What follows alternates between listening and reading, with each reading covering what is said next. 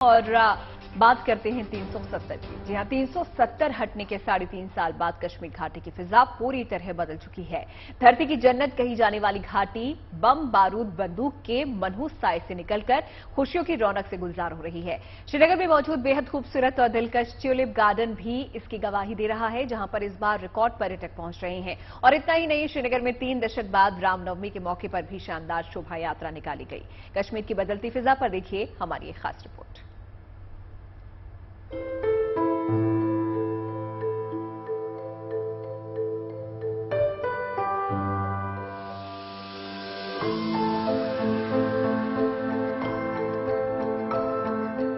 बदल रही है घाटी की फिजा, बदल रहा है कश्मीर का मिजाज।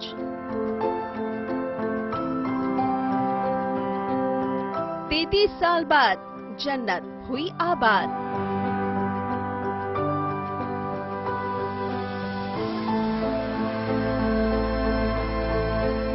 अनुच्छेद 370 के जमींदोज होने के करीब 3.5 साल के बाद कश्मीर घाटी की फजा में जन्नत की रौनक एक बार फिर से झिलमिलाने लगी है। इसकी सबसे बड़ी गवाही दे रही है श्रीनगर में मौजूद फूलों की ये नैनाभ्राम बगिया।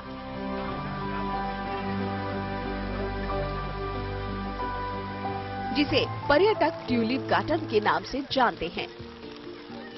अलगाववाद और आतंकवाद के सियाह दौर में जिस ट्यूलिप गार्डन की रौनक और खूबसूरती बम बारूद और बंदूक के दम घोंटू माहौल में दफन हो चुकी थी, वो आज बेशुमार पर्यटकों के आमदरफ्त से गुलजार है। ट्यूलिप गार्डन खुलने के पहले 12 दिनों में रिकॉर्ड 1,58,000 से ज्यादा पर्यटक यहाँ आ पहुँचे हैं। इनमें से 95% पर्यटक बाहर के राज्यों से यहाँ पहुँचे। 22 मार्च को सिर्फ एक दिन में यहाँ 31,000 पर्यटक पहुँचे हैं। बहुत बढ़िया है, जैसे ही अंदर एंट्री मारी तो खुश हो गया दिल। पूरे बढ़िया मल्टी कलर, एक बार साथ में एटमॉस्फेयर भी इतना बढ़िया है। बारिश का टाइम है, बहुत मजा है। ये सीजन देख के अगर ये ऐसा सब नजारा मिलता है तो यही सीजन में आना चाहिए। सही में जन्नत है, हकीकत में जन्नत है। जो आदमी स्विट्जरलैंड नहीं जा सकता उसके लिए कश्मीर आना जरूरी है। वैसे भी स्विट्जरलैंड जाने का जरूरत नहीं, अपना तो कश्मीर ही स्विट्जरलैंड है, अपने तो यही जन्नत है।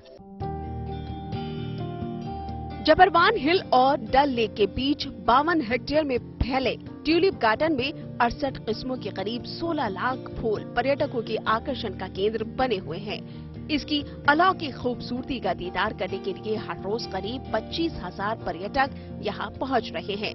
दरअसल अनुच्छेद 370 हटने के बाद कश्मीर घाटी के माहौल में तेजी से बदलाव आ रहे हैं। आतंकवाद और अलगाववाद के काफी हद तक सफाई के बाद घाटी में बेखौफ माहौल है। यही वजह है कि साल 2022 में यहाँ 1,88,000 से ज्यादा टूरिस्ट पहुँचे थे।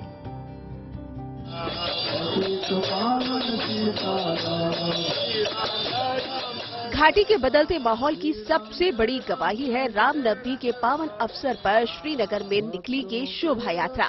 पुराने शहर के जंदर मोहल्ला से निकली इस शोभा यात्रा में श्रद्धालु ढोल मजीरे बजाते और नृत्य संगीत के साथ मंदिर तक पहुँचे। पूरे 3 दशक तक रामनवमी के मौके पर श्रीनगर में सन्नाटा पसरा रहता था, लेकिन इस बार हजारों श्रद्धालु जंदर मोहल्ला से शुरू होकर हब्बा गदल, बरबर शाह, लाल चौक, हरी सिंह हाई स्ट्रीट और जहांगीर चौक होते हुए ताकीपुरा तक बेखौफ होकर पहुँचे। घाटी में माहौल बदलने का असर ये है कि आज यहाँ निवेश की होड़ लग चुकी है। जिस कश्मीर घाटी में लोग आने से कतराते थे, यहाँ नई औद्योगिक नीति आने के 22 महीने के भीतर 5,000 देसी विदेशी कंपनियों ने निवेश किया है। आंकड़ों के मुताबिक जम्मू कश्मीर में हर दिन 8 कंपनियां निवेश करने की इच्छा रखती हैं। 25 मार्च को उपराज्यपाल मनोज सिन्हा ने श्रीनगर के सेमपोरा में विदेशी निवेश से बनने वाले अत्याधुनिक मॉल का शिलान्यास किया। विदेशी पूंजी से बनने वाला ये श्रीनगर का पहला मॉल होगा, जिसे 2026 तक तैयार कर लिया जाएगा। तो मोटे तौर पर ये 500 करोड़ रुपए का इन्वेस्टमेंट है। रोजगार भी बढ़ेगा और मुझे लगता है जम्मू कश्मीर या खास तौर से श्रीनगर और आसपास के लोगों की जो लंबे समय से आकांक्षा थी वो पूरी होगी। मुझे लगता है कि जम्मू कश्मीर औद्योगिक विकास के रास्ते पर आगे बढ़ रहा है और आप सब लोगों का भी इसमें बड़ा सहयोग है। मैं आपके प्रति भी आभार व्यक्त। साफ है कि घाटी की फिजा पूरी तरह से बदल रही है। 3 दशक के बाद जन्नत की रौनक दोबारा बहाल हो रही है। बदलते मौसम से स्थानीय लोग बेहद खुश हैं, क्योंकि पर्यटकों के आने से उनका रोजगार चकाचक चल पड़ा है। Bureau report, good news today. Kashmir में आतंकवाद और अलगाववाद के सफाई के बाद सबसे ज्यादा राहत की सांस ले रही हैं यहां की महिलाएं। दहशतगर्दी के घुटन भरे माहौल में उनकी जिंदगी 4 दीवारी के भीतर कैद होकर रह गई थी, लेकिन घाटी के क्षितिज पर अमन चैन का सूर्य जब से चमकने लगा, महिलाओं की हसरतें भी हिलोर मारने लगी। घाटी की महिलाएं अब घर से निकलना चाहती हैं, अपने पैरों पर खड़ा होना चाहती हैं।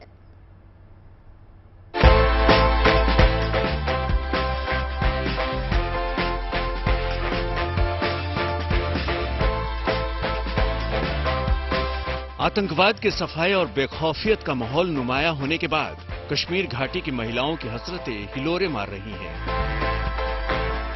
आतंकवाद और अलगाववाद के जमाने में घरों की 4 दीवारी में कैद होकर अपने सपनों को पल पल मरता देखने वाली महिलाएं बदलते माहौल में हौसले और अरमानों की उड़ान भर रही हैं।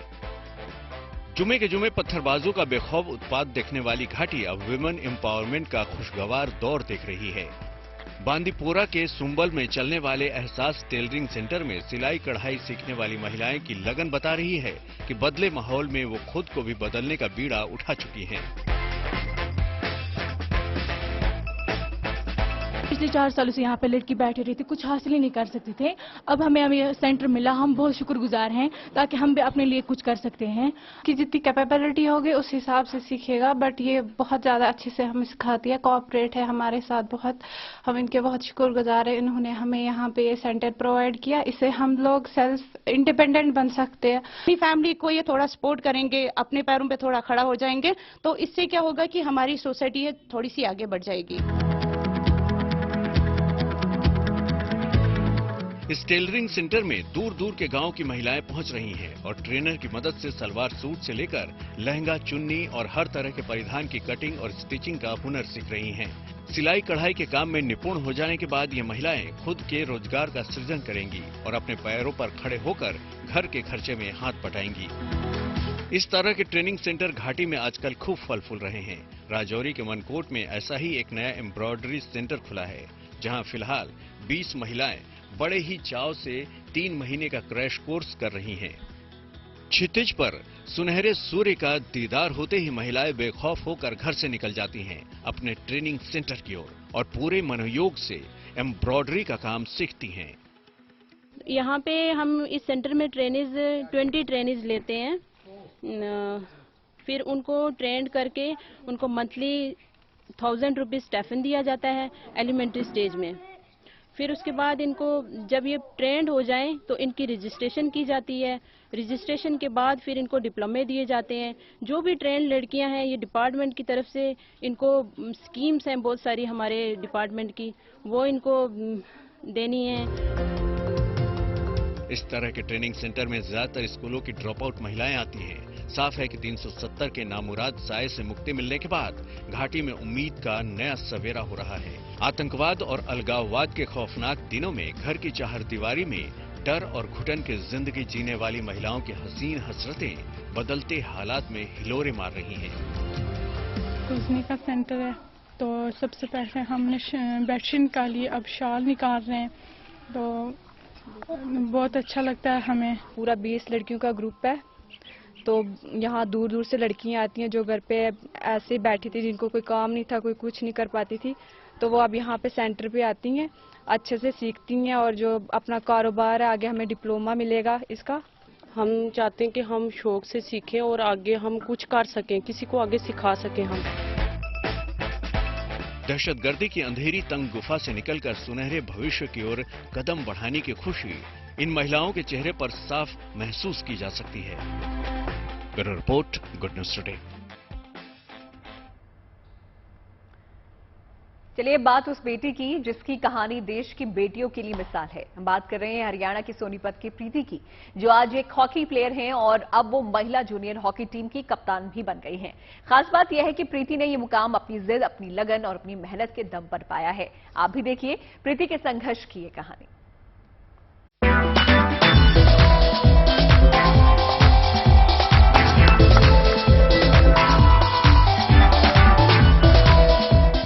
खेल कोई भी हो, उसमें मुकाम हासिल करने वाले कुछ खास होते हैं। सोनीपत की प्रीति भी कुछ ऐसी ही है। जूनियर विमेन हॉकी टीम की कप्तान चुनी गई है। परिवार खुश है, लेकिन यहां तक का सफर प्रीति के लिए आसान नहीं था। लड़की थी, लिहाजा मां नहीं चाहती थी कि बेटी मैदान में हॉकी स्टिक खेलती नजर आए। समाज और शादी ब्याह की फिक्र थी। पिता अपने आर्थिक हालातों से मजबूर थे। एक राजमिस्त्री की कमाई इतनी न थी कि बेटी को नए जूते और खिलाड़ियों वाली डाइट दे पाए, लेकिन बेटी की हॉकी के प्रति लगन, मेहनत, जिद और जुनून के आगे उन्हें भी झुकना पड़ा। मेरे पिताजी ने बहुत मेहनत की है। वो राजमिस्त्री का काम करते थे। कभी कभी ऐसा होता था कि मेरी डाइट के लिए भी पैसे नहीं होते थे, तो वो मुझे बोलते थे कि छोड़ दे, पर नहीं, मेरे पापा ने एक्स्ट्रा वर्क करके भी मेरी डाइट को पूरा किया है। और प्रीतम मैम ने भी मेरा बहुत साथ दिया है। शूज से लेके हॉकी स्टिक तक, डाइट तक, वो बहुत सपोर्ट करते थे। प्रीति 12 साल की उम्र से ही हॉकी को अपना दिल दे बैठी थी। घर के पास ग्राउंड में जब कोच प्रीतम सिवाज की अगुवाई में लड़कियों को हॉकी स्टिक थामे देखती तो उनका दिल भी मचल जाता था। घर के काम निपटाकर बिना माता पिता को बताए चुपचाप ग्राउंड में पहुंच जाती। जब घर लौटती तब बताती थी कि वो हॉकी खेल कर आई है। हॉकी के प्रति दीवानगी ऐसी कि घर के हालात भी उसके पांव न रुक सके। ऐसा भी समय आया को दूध दाद के लिए कोई भी पैसे के लिए कोई जुगाड़ नहीं बना, तो जैसा भी मिलता था वैसा खा पी कर घर पे रह जाती थी मेहनत करके जाके। लेकिन इसमें हिम्मत नहीं आ रही कभी भी। प्रीति अपनी कामयाबी का श्रेय अपनी मेहनत के अलावा अपनी कोच को भी देती है, जिन्होंने उनके जूते हों या उनका डाइट सबका ख्याल रखा। शायद उन्होंने प्रीति की खेल प्रतिभा को बचपन में ही परख लिया था। हाल ही में हमारी 3 लड़कियां जूनियर कैंप में थी और तीनों ही जूनियर टीम में सिलेक्ट हुई, जिसमें से प्रीति जो है वो विमेंस जूनियर टीम की कैप्टन बनी। और मुझे बड़ा अच्छा लगा कि वे जूनियर टीम की हमारे ग्राउंड की लड़की कैप्टन बनी। तो काफी गरीब फैमिली से थे लड़की थी और काफी हार्ड वर्कर भी रही है ये लड़की। मैंने देखा इसने कभी भी ग्राउंड में अनडिसिप्लिन नहीं किया, बड़ी मतलब मेहनत करती, जो सिखाती वो काम करती थी ग्राउंड। प्रीति की कामयाबी का रास्ता आसान नहीं था, लेकिन उसे खुद पर यकीन था और उसका ये यकीन इतना पक्का था कि माता पिता हों या कोच, सब उसके जुनून के साथी बन गए। Pawan Rathi, Sonipat, good news today. चलिए अब आपको दिखाते हैं लोक आस्था और परंपरा की अनूठी तस्वीर। ओडिशा के धर्मगढ़ में कुलदेवी की पूजा का पर्व धूमधाम से मनाया गया। आप भी देखिए कितने उल्लास से लोग इस उत्सव में शामिल हुए।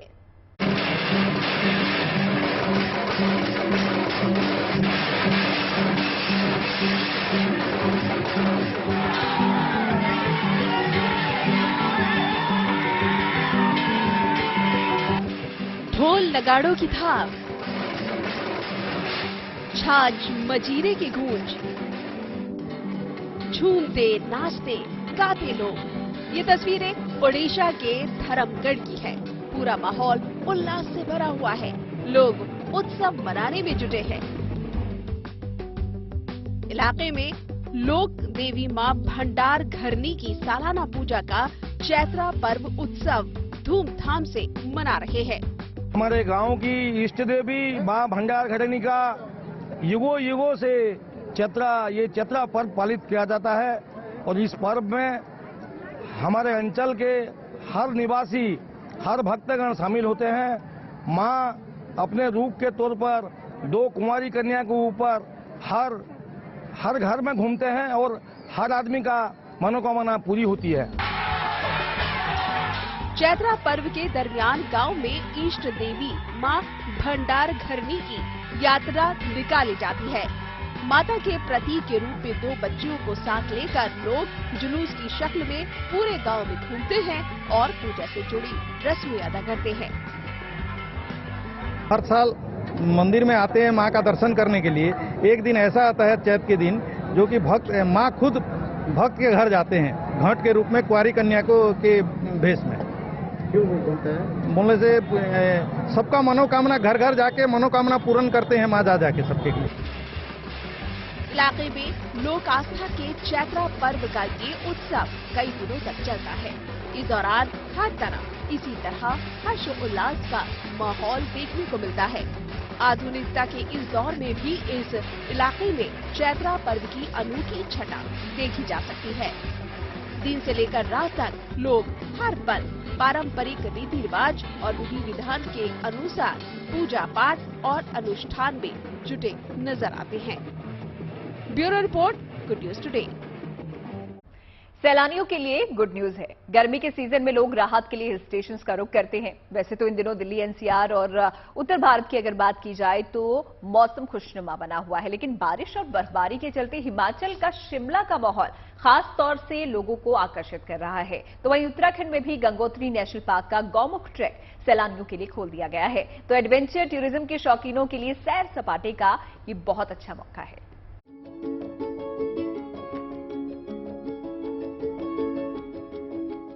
शिमला में इन दिनों माहौल बेहद खुशनुमा है। हिमाचल के ऊपरी इलाकों में बारिश और बर्फबारी के कारण यहाँ का तापमान काफी गिर चुका है। इसके चलते यहाँ ठंड का एहसास हो रहा है। लिहाजा ठंडे मौसम का लुत्फ उठाने के लिए यहाँ सैलानियों की आवाजाही लगातार बढ़ रही है। खास तौर से शिमला के ऐतिहासिक रिज मैदान में और मॉल रोड पर बारिश के बीच सैलानी मौज मस्ती करते दिखाई दे रहे हैं। बारिश से बचने के लिए लोग रंग बिरंगी छतरियों, रेनकोट और प्लास्टिक के कवर का इस्तेमाल कर रहे हैं। पहाड़ों में बीते कई दिनों से बारिश और बर्फबारी जारी है। कुफरी और नारकंडा की ओर जाने वाले लोगों को बर्फबारी का मजा लेने का पूरा मौका मिल रहा है। कुल मिलाकर दूसरे राज्यों से आने वाले सैलानियों के लिए शिमला का ये माहौल बेहतरीन है। अप्रैल में इस तरह के मौसम के बदले मिजाज से हर कोई हैरान भली ही है, लेकिन दिल्ली से लेकर तमाम जगहों पर गर्मी की शुरुआत के बीच शिमला में ऐसा माहौल टूरिज्म कारोबार के लिए बेहद फायदेमंद साबित हो रहा है। उधर उत्तराखंड में भी सैलानियों को शानदार सौगात मिली है। यहाँ गंगोत्री नेशनल पार्क के गौमुख ट्रैक रूट को देश और विदेश के पर्यटकों के लिए खोल दिया गया है। पार्क के चारों गेट खोल दिए गए हैं, लिहाजा अब पर्यटकों को गौमुख, तपोवन, नेलांग और गतांग गली की सैर का मौका मिलेगा। गंगा के उद्गम गौमुख का धार्मिक महत्व भी है। वहीं गतांग गली से होकर भारत तिब्बत सीमा को जोड़ने वाले रास्ते पर ट्रैकिंग का अपना खास आकर्षण है। साथ ही लोग केदार ताल, जनक ताल और कालिंदी खाल ट्रैक पर भी सैर कर सकेंगे। 10 अप्रैल तक गौमुख ट्रैक पर घोड़े और खच्चरों की भी आवाजाही शुरू हो जाएगी, जिससे सैलानियों को सहूलत भी होगी। गौमुख ट्रैक के चारों गेट 30 नवंबर तक खुले रहेंगे। तो कुल मिलाकर पहाड़ों में सैर सपाटे की चाहत रखने वालों के लिए अपनी मुराद पूरी करने का ये बेहद मुफीद मौका है। उत्तरकाशी से ओमकार बहुगुणा और शिमला से विकास शर्मा के साथ bureau report, good news today. और अब बात मौसम की कर लेते हैं। हर साल मार्च तक आते आते भीषण गर्मी में दिल्ली तपती है। इस बार अप्रैल में ठंडे मौसम से दो चार है। उत्तर भारत के पहाड़ों पर हो रही बर्फबारी का असर दिल्ली में नजर आ रहा है। दिल्ली का मौसम ठंडा बना हुआ है और आज भी मौसम विभाग ने बारिश का अलर्ट जारी किया है।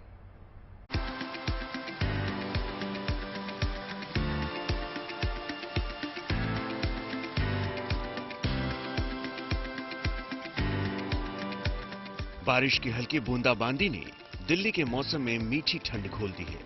हर साल मार्च के महीने में गर्मी से तपते दिल्ली वाले इस बार अप्रैल में भी कूल सरप्राइज को एंजॉय करते दिख रहे हैं। पिछले 2-3 दिनों से हो रही हल्की बारिश से दिल्ली का मौसम खुशनुमा बना हुआ है। वहीं दूसरी तरफ उत्तर भारत के पहाड़ों पर हो रही बर्फबारी ने यहां के मौसम का मिजाज बदल दिया है। शाम के वक्त हो रही हल्की बारिश के बाद रात के तापमान में गिरावट दिल्ली वालों के मन में सर्दी का खुशनुमा एहसास भरने का काम कर रहा है। मौसम विभाग की माने तो दिल्ली एनसीआर में 1 और 17 मार्च के बीच आमतौर पर गर्म स्थिति का अनुभव किया गया था।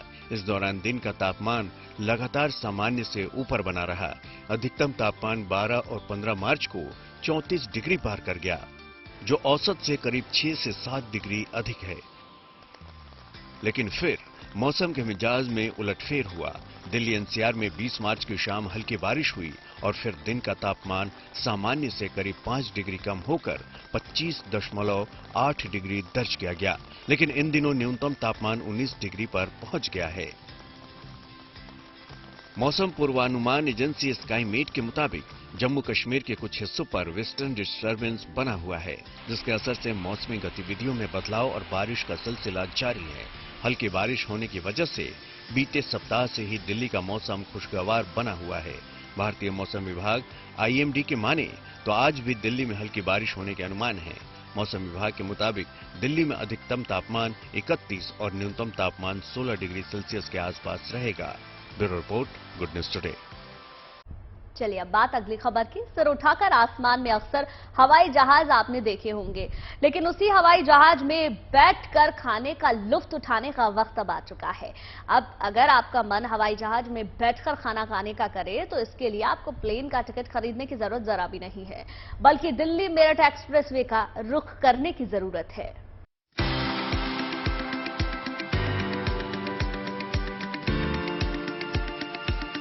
इन तस्वीरों को देखकर अगर आप सोच रहे हैं कि ये कोई एयरपोर्ट है जहां एयर इंडिया का 737 विमान उड़ान भरने के लिए तैयार खड़ा है, तो आपको बता दें कि ये महज एक खूबसूरत धोखा है।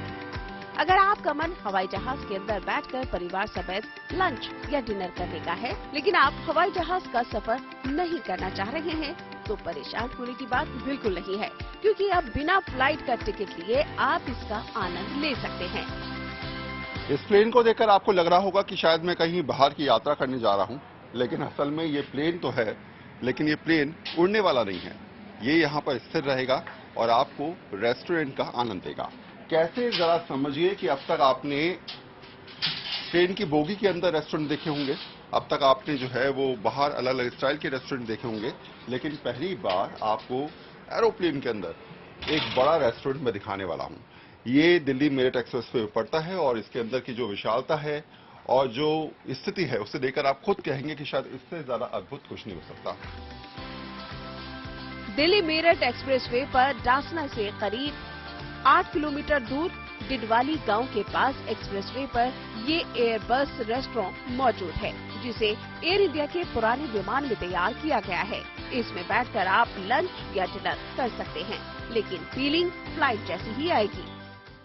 हमारे यहाँ पे बहुत सारे ऐसे लोग हैं जिन्होंने आज तक प्लेन में सफर ही नहीं किया, तो हम लोगों ने सोचा कि एक ऐसा कॉन्सेप्ट लाया जाए कि लोगों को मजा आए और जो लोगों का सपना है वो पूरा कर सकें हम लोग। तो इसीलिए हमने एक एरोप्लेन परचेज किया और उसमें रेस्टोरेंट बनाया, बिजनेस क्लास फील दी। लोग बेसिकली इकोनॉमी में भी नहीं बैठ पाते, तो हमने इसको बिजनेस क्लास वाली फील इसलिए दी कि जो आदमी अफोर्ड नहीं कर सकता या प्लेन में नहीं बैठ सकता, तो वो यहाँ बैठ के खाने का भी आनंद ले और प्लेन का भी इंजॉय करे, सपना अपना पूरा कर सके। शानदार इंटीरियर के साथ कंफर्टेबल सीट्स तो आपको मिलेंगी ही, साथ ही आपको विमान का कॉकपिट भी देखने का मौका मिलेगा, जो इस पूरे रेस्टोरेंट को और भी ज्यादा रोमांचक बना देगा। सामने की तरफ आप देखेंगे तो पायलट की बैठने की सीट है, वो आपको नजर आ रही होगी, पायलट और को पायलट, यानी कि अगर कोई चाहता है यहाँ पर आकर फोटो खिंचवाना तो वो आसानी से फोटो खिंचवा सकता है। अब दूसरी तरफ अगर आप देखेंगे तो आपको एक बड़ा स्पेस नजर आएगा, जो ये समझाने के लिए काफी है कि अगर आपको आनंद लेना है, मजे लेने हैं और आपको लगना है कि आप ऐसे रेस्टोरेंट में बैठे हैं जो कहीं ना कहीं प्लेन का एहसास आपको देता है, तो शायद इससे बेहतर जगह आपको नहीं मिल सकती। यहाँ वेटर से लेकर शेफ और दूसरा स्टाफ भी आपको एयर होस्टेस और केबिन क्रू जैसा ही एहसास कराएगा। उन्हें खास तौर से इसके लिए ट्रेन किया गया है। प्लेन में बंदा आ रहा है तो उसको लगना चाहिए कि मैं प्लेन में बैठ के लंच या डिनर या ब्रेकफास्ट ले रहा हूँ। उसके हमने विंग्स पे भी इस पे सेटिंग हम लोग दे रहे हैं, अरेंज कर रहे हैं, जिसमें 10 से 12 लोग विंग पे भी बैठ के उसका शाम के टाइम में आनंद ले सकते हैं।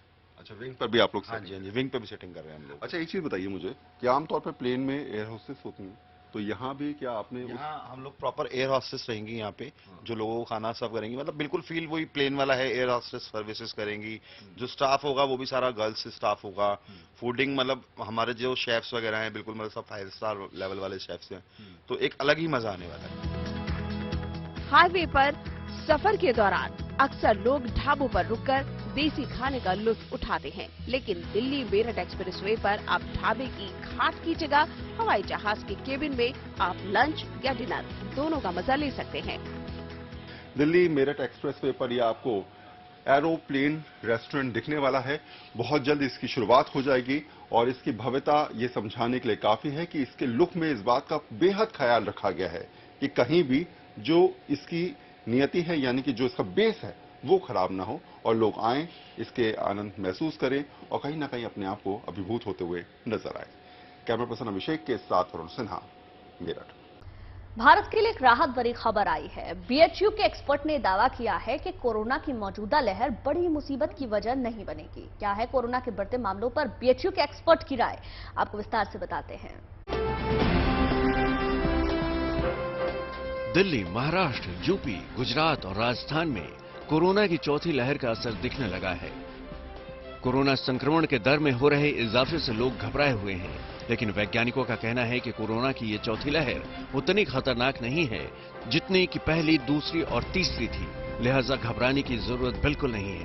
काशी हिंदू विश्वविद्यालय के जूलॉजी डिपार्टमेंट के प्रोफेसर ज्ञानेश्वर चौबे बताते हैं कि रिसर्च के दौरान कई ऐसे फैक्टर सामने आए हैं जिससे यह साबित होता है कि कोरोना की चौथी लहर खतरनाक नहीं है। कोरोना देखिए, अब जो 2 साल पहले जो टेरर था वो बिल्कुल नहीं होना चाहिए। और ओवरऑल अगर वर्ल्ड में देखें तो 23 मार्च के बाद पहली बार ऐसा हुआ कि 1 लाख से भी कम केसेस पूरे वर्ल्ड में आ रहे हैं।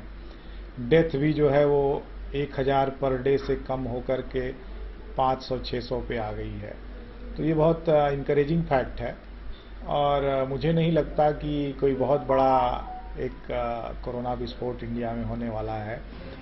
भारत में कोरोना के बढ़ते आंकड़ों पर नजर डालें तो पिछले 24 घंटे में कोरोना के 3824 नए मामले दर्ज किए गए हैं। स्वास्थ्य मंत्रालय के आंकड़ों के मुताबिक साल 2023 में ऐसा पहली बार हुआ है कि एक दिन में 3000 से ज्यादा लोग कोरोना संक्रमित पाए गए हैं। इसके साथ ही देश में कोरोना के एक्टिव मामलों की संख्या अब 18,389 हो गई है। देश में H3N2 इन्फ्लुएंजा मामले के आंकड़ों में तेज बढ़ोतरी के बीच कोरोना मामलों की संख्या में भी वृद्धि देखी गई है। देश में इस वक्त पॉजिटिविटी रेट 0.04% है, जबकि रिकवरी दर वर्तमान में 98.77% है। अब आप अगर तीसरी लहर को देखें तो लगभग 85 से 90% लोग इन्फेक्ट होकर ठीक हो चुके हैं। तो उन लोगों को बहुत ज़्यादा अगर दोबारा इन्फेक्शन होने के चांस एक तो बहुत कम है और ज़्यादा से ज़्यादा लोग जो है वो वैक्सीनेटेड भी हैं। लेकिन 10% ऐसे लोग हैं जो या तो वैक्सीनेटेड हैं या तो वैक्सीनेटेड नहीं भी हैं। तो ऐसे लोगों को हो सकता है कि इन्फेक्शन हो, थोड़े बहुत केसेस जो है वो स्पोरेडिकली बढ़े, कुछ रीजन्स में बढ़े जहां पहले इन्फेक्शन नहीं हुआ है। लेकिन एक इंडिया वाइड पूरे भारत में एक बहुत बड़ी लहर या पूरे भारत में एक साथ इन्फेक्शन बढ़ने की कोई संभावना नहीं दिख रही है। वैज्ञानिकों का कहना है कि भारत में ज्यादातर लोगों को कोरोना के टीके लगाए जा चुके हैं। इसकी वजह से लोगों का इम्यून सिस्टम इतना मजबूत हो गया है कि उन पर कोरोना के चौथी लहर का असर ना के बराबर होगा। ये वायरस जो है वो तो ह्यूमन में आ चुका है, तो अब इसके पूरी तरीके से खत्म होने की संभावना न के बराबर है। ये सर्कुलेट करता रहेगा, लोगों को इन्फेक्ट करता रहेगा, लेकिन चूंकि अब ये हमारे लिए कोई नया नहीं है तो हमारा इम्यून सिस्टम इसको समझ गया है, तो कोई बहुत सीरियस होने की बात नहीं। अब तक दिल्ली, हरियाणा, केरल और राजस्थान में 4 मरीजों की मौत हो गई है। इस बीच तमिलनाडु जैसे कई राज्यों ने अस्पताल में फेस मास्क अनिवार्य कर दिया है। केंद्र ने अपनी हालिया एडवाइजरी में राज्यों और केंद्र शासित प्रदेशों से टेस्टिंग और वैक्सीनेशन में तेजी लाने को कहा है। बहरहाल कोरोना के बढ़ते मामलों ने लोगों के मन में दहशत पैदा करने का काम किया है। ऐसे में स्वास्थ्य विशेषज्ञों की माने तो कोरोना की ये लहर ज्यादा खतरनाक तो नहीं, लेकिन इस महामारी के चपेट से बचे रहने के लिए कोरोना प्रोटोकॉल को फॉलो करना बहुत जरूरी है। वाराणसी से रोशन जायसवाल के साथ bureau report, good news today. Corona से युद्ध के बीच एक अच्छी खबर ब्रिटेन से आई है। ब्रिटेन के वैज्ञानिकों ने अब एक ऐसी तकनीक खोज निकाली है जिससे आने वाली महामारी की जानकारी पहले से मिल जाएगी। अब क्या है ये तकनीक और कैसे काम करती है, चलिए बताते हैं आपको।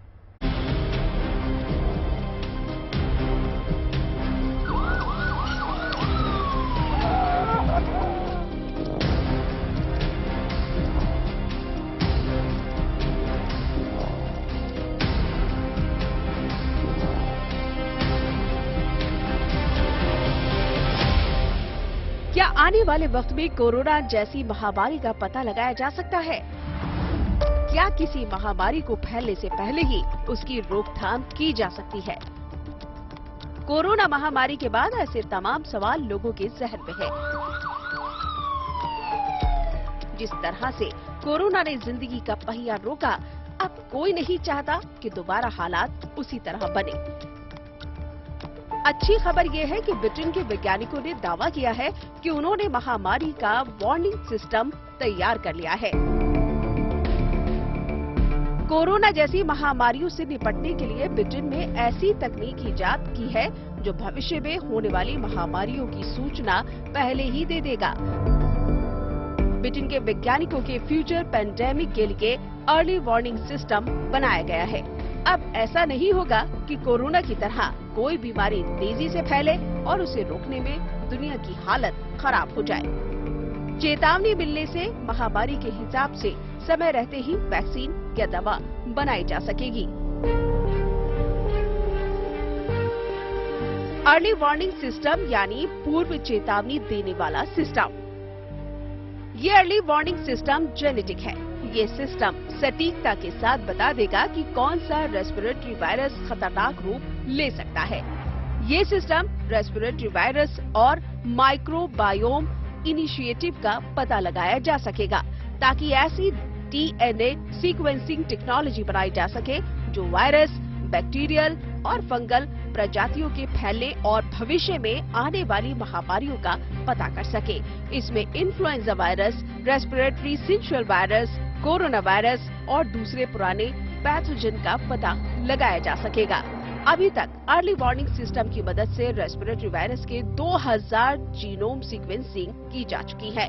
मुख्य तौर पर इसके लिए मरीजों के नाक से लिए गए सैंपल ही मुख्य आधार बनेंगे।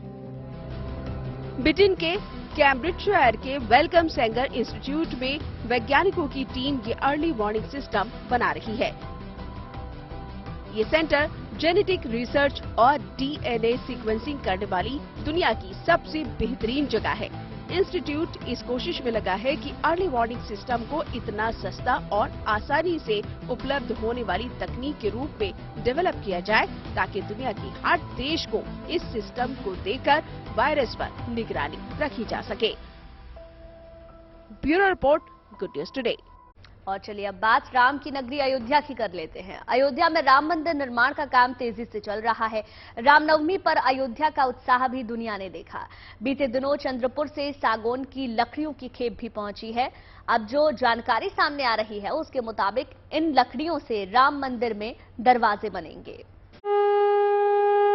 मंगल पवन अमंगलहारी प्रभु दशरथ अचर बिहारी। रामनवमी पर अपने अस्थायी ठिकाने के आखिरी उत्सव में रामलला कुछ इसी अंदाज में नजर आए। ये माना गया है कि अब रामलला का स्थायी पता वो राम मंदिर ही होगा, जिसका इंतजार बीते कई बरस से देश और दुनिया में मौजूद करोड़ों राम भक्त कर रहे हैं।